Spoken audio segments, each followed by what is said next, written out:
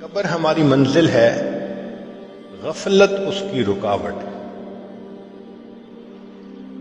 غفلت کہتے ہیں قبر یاد نہ ہونا۔ شریعت نے کہا کہ جو شخص موت کو زیادہ یاد کرے وہ زیادہ سمجھدار۔ چنانچہ انصار میں سے چند نوجوان صحابہ نبی الاسلام کی خدمت میں حاضر ہوئے، بہت خوبصورت سوال پوچھا، اے اللہ کے حبیب صلی اللہ علیہ وسلم، من اکیس الناس واحذم الناس، انسانوں میں سب سے زیادہ عقل مند اور سمجھدار کون ہے؟ نبی الاسلام نے فرمایا اکثرہم ذکر للموت، وہ جو موت کو کثرت سے یاد کرتا ہو، وَأَكْثَرْهُمْ اسْتِعْدَادًا لِلْمَوْتِ، اور جو ان میں موت کی سب سے زیادہ تیاری کرتا ہو، اولئک الاکیاس، یہ ہیں عقل مند لوگ، ذہبوا بشرف الدنیا وکرامت الآخرہ۔ نبی علیہ الصلوۃ والسلام نے تو ان کو عقل مند کہا جو موت کو زیادہ یاد رکھیں اور موت کی زیادہ تیاری کریں۔ نہ موت یاد ہو نہ موت کی تیاری یاد ہو تو وہ تو پھر نگاہ نبوت میں بے وقوف انسان ہے۔ تو آج سوچیں، ہم عقل مند ہیں یا بے وقوف ہیں؟ نبی علیہ السلام نے بے وقوف کس کو کہا؟ حدیث مبارکہ میں ہے الدنیا دار من لا دار لہ ومال من لا مال لہ ولہا یجمع من لا عقل لہ۔ لسان نبوت سے نکلے ہوئے الفاظ ہیں کہ جو دنیا کو جمع کرنے میں لگا ہوا ہے، اس شخص کے اندر عقل کی رتی نہیں ہے۔ تو آج دیکھو کہ ہماری زندگی کس طرح سے گزر رہی ہے۔ کہیں موت کا تذکرہ کر دو نا تو عجب سی بات نظر آتی ہے کہ اس نے کون سی انوکھی بات شروع کر دی۔ حالانکہ صحابہ رضی اللہ عنہم کا مزاج ایسا تھا کہ وہ وقتاً فوقتاً موت کا تذکرہ کرتے رہتے تھے، سنتے رہتے تھے۔ سیدنا عمر ابن الخطاب رضی اللہ عنہ نے ایک شخص کے ذمہ لگایا تھا، آپ میرے ساتھ ساتھ رہنا اور موقع کی مناسبت سے موت کا تذکرہ چھیڑتے رہنا۔ ایک دن آپ نے اس کو کہا کہ بھئی اب آپ کسی اور قوم پہ لگ جائیں۔ اس نے کہا کیوں امیر المومنین، اب موت کو یاد کرنے کی ضرورت نہیں ہے؟ تو آپ نے اپنی ریش کی طرف اشارہ کر کے کہا کہ دیکھو اب اس میں جو سفید بال آ گئے یہ مجھے موت کی یاد دلانے کے لیے کافی ہے۔ عمر لالوں نے ایک انگوٹھی پائی ہوئی تھی، اس کے اوپر لکھا ہوا تھا کفا بالموت واعظا، اے عمر موت ہی واعظ کافی۔ تو موت کو یاد کرتے رہتے تھے۔ جنازہ جا رہا ہے، کسی صاحب نے پوچھا یہ کس کا جنازہ؟ صحابی نے کہا تیرا جنازہ۔ وہ تھوڑا سا امبیرسمنٹ فیل کرنے لگے کہ کیا کہا؟ مان لگے بھئی اگر آپ کو برا لگا تو یہ میرا جنازہ۔ پھر بات سمجھائی کہ اے بھائی، جو فوت ہو چکا اس کی تو موت آ چکی، اب یہ تیری باری ہے یا میری باری؟ ہمیں اپنے بارے میں سوچنا چاہیے۔ تو اس سے پتہ چلتا ہے کہ نبی علیہ الصلوۃ والسلام نے مزاج ہی ایسا بنا دیا تھا ان کا کہ موت ان کو ہر وقت یاد رہتی تھی۔ جب موت یاد رہے گی نہ انسان دھوکہ دے گا، نہ کسی کی عزت پہ حملہ کرے گا، نہ انسان کسی کا حق مارے گا، انسان ایک اچھا انسان بن کے زندگی گزارے گا۔ اور جب موت یاد نہیں ہوگی تو پھر انسان کوئی بھی گناہ آسانی سے کر لے گا۔ کب موت آئے گی کوئی نہیں جانتا۔ امام غزالی رحمۃ اللہ علیہ فرماتے تھے اے دوست، تجھے کیا معلوم بازار میں وہ کپڑا پہنچ چکا ہو جسے تیرا کفن بننا ہے۔ اے دوست، تجھے کیا معلوم بازار میں وہ کپڑا پہنچ چکا ہو جسے تیرا کفن بننا ہے۔ انسان شادی بیاہ میں مشغول ہوتا ہے اور اس کو نہیں پتہ ہوتا کہ قبر تم میں کفن کا کپڑا پہنچ چکا ہوتا ہے۔ اللہ اکبر کبیرہ۔ ایک آدمی کو دشمن نے قتل کیا اور نہر کے اندر ڈال دیا۔ کئی دن اس کی لاش نہر کے اندر ہی رہی تو پھول گئی، ایسی پھول گئی کہ جب اس کو نکالا گیا تو پتہ نہیں چلتا تھا کہ یہ کون ہے کون نہیں، پہچاننا مشکل تھا۔ یہ بھی پتہ نہیں تھا کہ کس شہر کا ہے۔ چنانچہ پولیس نے کاغذی کارروائی کر کے جو قریب بستی تھی اس کے عالم کو کہا کہ بھائی آخر مسلمان ہے، آپ اس کو نہلا دیں، کفنا دیں اور دفن کر دیں، ہمیں تو اس کے وارث کا کوئی پتہ نہیں۔ لو جی، امام صاحب نے بستی والوں کو کہا کہ لوگوں، نہلا تو میں دوں گا، میرے پاس کفن کے پیسے تو نہیں ہیں، تو کفن کے پیسے دو۔ دیہاتی علاقوں میں لوگوں کے پاس کھانے پینے کے لیے چیزیں تو ہوتی ہیں، سپینڈنگ کیپیسٹی نہیں ہوتی، کیش نہیں ہوتا۔ انہوں نے کہا مولانا اعلان کر دو مسجد میں۔ بستی میں اعلان ہوا، لوگوں لاوارث نعش ہے، کفن خریدنا ہے، اس کا چندہ کرو۔ کوئی 5 روپے لایا، کوئی 10 روپے لایا۔ آدھا گھنٹہ اعلان ہوتا رہا لاوارث نعش، اور پھر جا کے پیسے پورے ہوئے تو اس کو کفن دے کے اس کا جنازہ پڑھا کے اس کو دفن کر دیا گیا۔ پولیس اس کی تفتیش میں تو لگی ہوئی تھی۔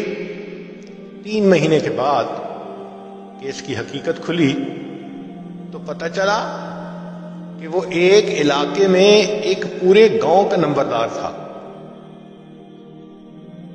اور اس کی 4 مربع زمین تھی جس میں فروٹ کا گارڈن بنا ہوا تھا، کروڑوں پتی تھا، کروڑوں روپیہ اس کے بینک اکاؤنٹ میں تھا، اور اس کے 4 جوان العمر بیٹے تھے۔ 4 بیٹے ہیں، کروڑوں پتی ہے، بینک میں کروڑوں روپیہ ہے، لیکن اس کو کبھی پتہ نہیں تھا جب میں مروں گا میرے کفن کے لیے آدھا گھنٹہ چندہ کیا جائے گا۔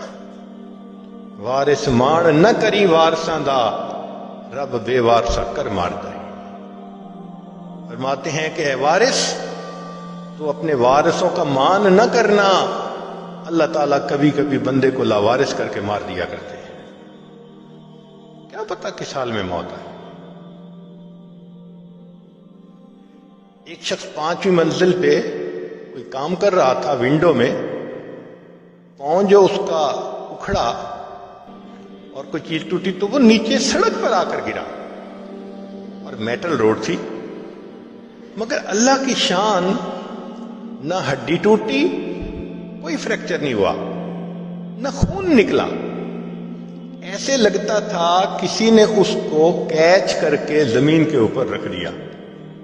لوگ بڑے حیران، 5ویں منزل سے گرا، کوئی انجری بھی نہیں ہے۔ لوگ اس کو مبارکباد دینے لگے۔ تیسرے چوتھے دن اس کے 2 دوست آئے اس کو ملنے کے لیے اور کہنے لگے کہ تمہیں نئی زندگی ملی ہے، ہمیں مٹھائی کھلاؤ۔ اس نے کہا آپ بیٹھیں، یہ میرے بالکل گھر کے سامنے جو یہ مٹھائی کی دکان ہے نا، سویٹ شاپ ہے، ابھی میں تازہ مٹھائی لے کے آتا ہوں۔ وہ بٹھا کے گھر کہا کہ تم چائے بناؤ، بیوی کو کہا میں ابھی تازہ مٹھائی لاتا ہوں۔ بیوی نے گھر کے اندر ماربل لگا ہوا تھا اور اس کو دھویا تھا، صاف کیا تھا، اور وہ گیلا تھا۔ خاوند اپنے گھر میں ماربل کے فرش پر چلتا ہوا آ رہا ہے، پاؤں جو پھسلا، سر کے بل گرا، اس کو موت آ گئی۔ 5ویں منزل سے گرا، ایک قطرہ خون کا نہیں نکلا، فرش سے پھسلا، موت کا وقت آ چکا تھا۔